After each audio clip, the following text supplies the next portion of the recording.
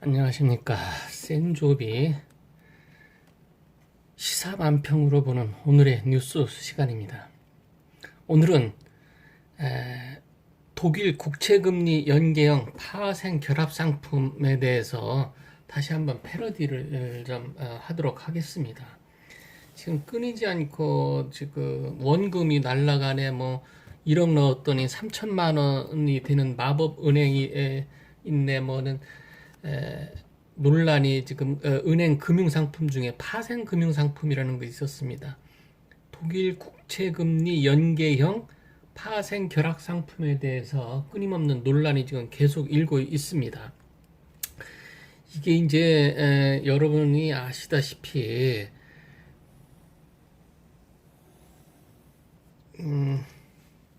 독일 국채금리 연계형 파생 상품이라는 건 DLS 사태라고 이제 얘기가 나오는데요. 이 문제가 왜 문제가 되느냐면은 여러분들은 아실지 모르겠지만은 은행에서 위험 상품, 그러니까 고수익 상품이죠. 위험 상품이라는 건 결국 고수익 상품입니다. 리스크가 없으면은 수익이 없는 거죠. 뭐 리스크가 있으니까 수익이 생기는 거고. 자, 그렇다면은 어떤 문제가 있냐면은 수익 4%이고 손실은 100%다. 그러면 여러분 같으면은 거기다 투자를 하시겠습니까? 일반 지금 데모하고 저기 항의하는 사람들의 주장은 바로 그겁니다.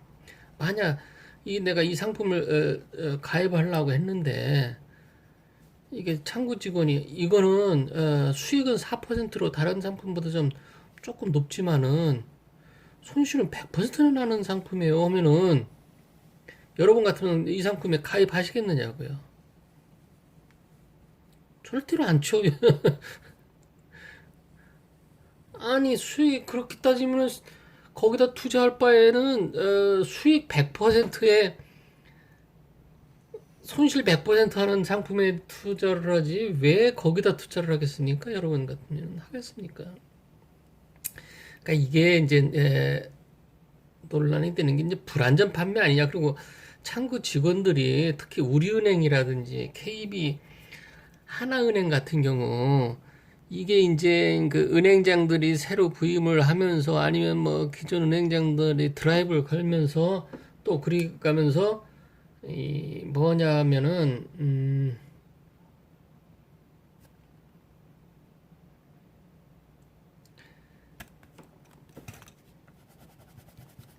그림이 좀 잘못됐습니다.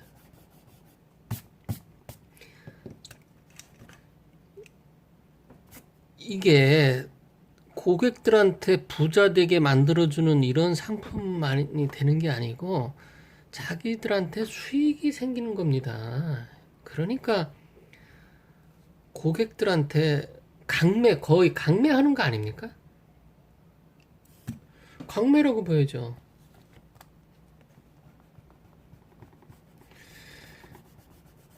그러니까 이 상품을 팔면은 고위험 상품을 팔면은 실적이 높아서 승진도 되고 보너스도 받고 이런 은행 구조 때문에 이 같은 문제가 생긴 겁니다. 결국은 안 그렇겠어요. 여러분 같은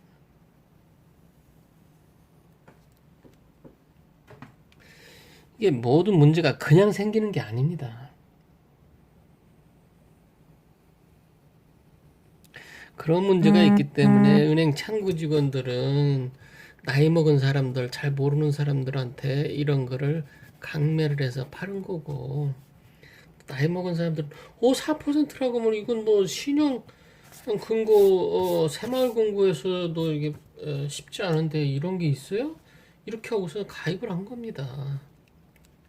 어쨌든 자, 우리은행하고 KB 하나은행이 DLS 상품을 팔아서 뭐 1억이 지금 3천만 원, 뭐 2천만 원 됐다고 지금 난리 나고 데모하고 하고 있습니다. 그래서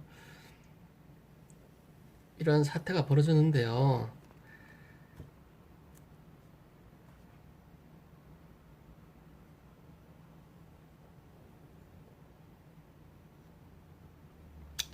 근데 지금 이런 문제에 대해서 나올 때마다 이제 그 주식 투자도 마찬가지인데요.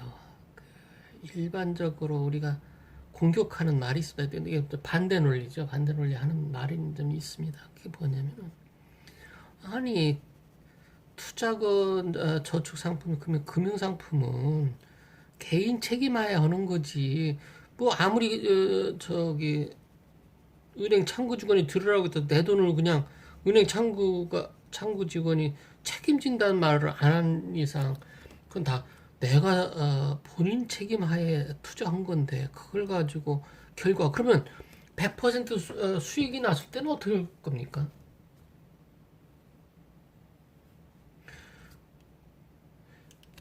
제가 옛날에 그 스웨덴 가서 그 경제계 사람들을 좀 만나봤더니 재미난 얘기를 해주더라고요.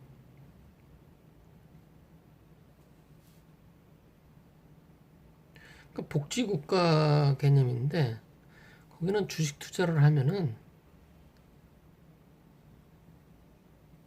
수익이 나면 왕창 뛰어간답니다. 자, 그런데 더 재밌는 거는 손실이 났을 때 일정 부분을 또 감해준다는 거예요. 그러면은 해볼 만하죠. 그거는 수익이 났을 때 많이 가져가는 거 하고 손실이 났을 때 그러면 일정 부분 보존도 해준다면은 그건 말이 달라지는 거죠. 그렇지 않습니까?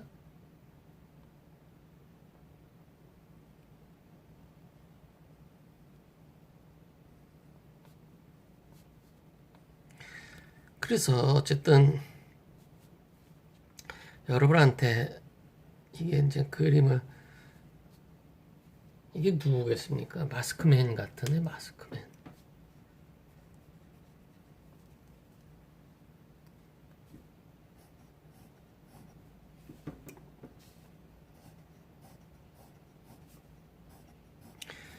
마스크맨이 됐든 디스크맨이 됐든 상관은 없는데요. 불쌍하고 힘든 사람들 뭐 평생 식모하면서 모은 돈 뭐 하면서 막노동하면서 모은 돈 뭐 이렇게 얘기를 하시는 데들 좀 제대로 설명했나 좀 저는 그게 궁금합니다. 보세요. 딱 한마디. 자, 수익이 4% 많이 납니다. 다른 상품보다. 자, 단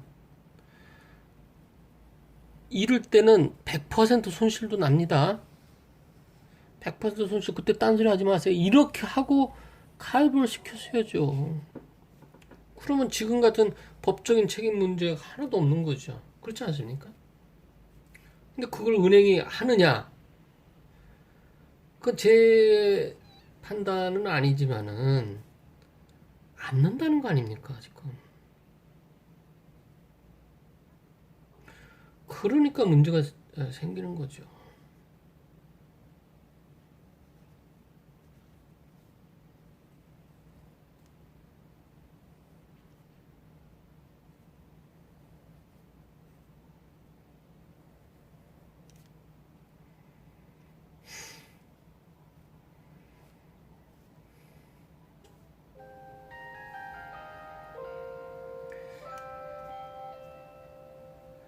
이게 우리 사회가 어쨌든 선진국형으로 되기가 이게 쉽지가 않습니다.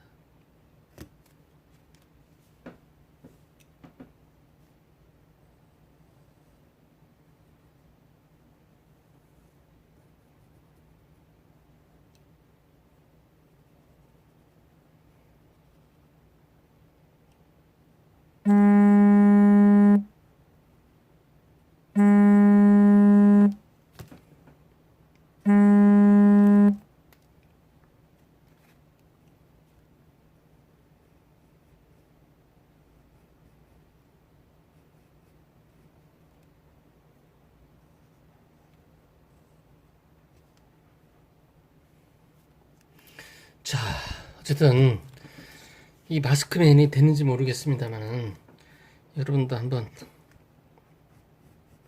깊이 생각해 보시죠.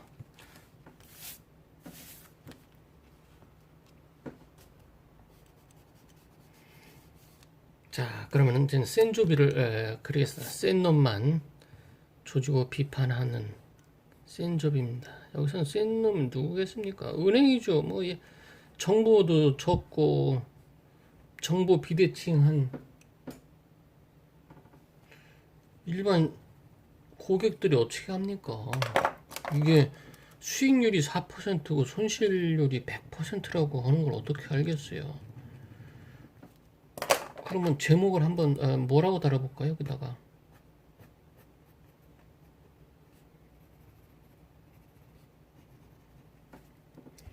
자, 여러분, 자, 저는 이렇게 다 1억 넣으면 이제 현실화 됐으니까 뭐 다 제로도 될 수 있지만 3천만 원은 지금 돼 있다는데 1억 넣으면 3천만 원 되는 마법의 은행 어떻습니까? 이렇게 제목을 좀 달고 싶은데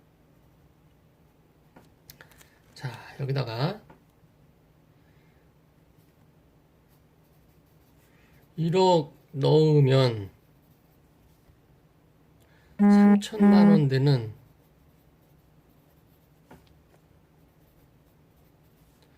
마법의 은행.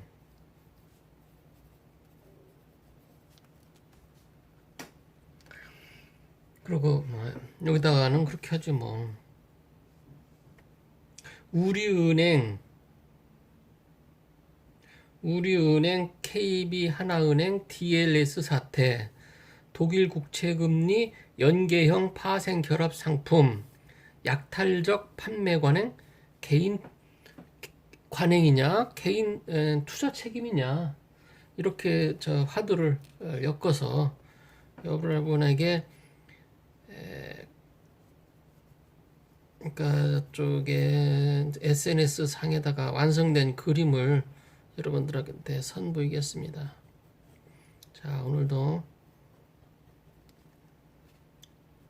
센조비 패러디를 여기서 마치겠습니다.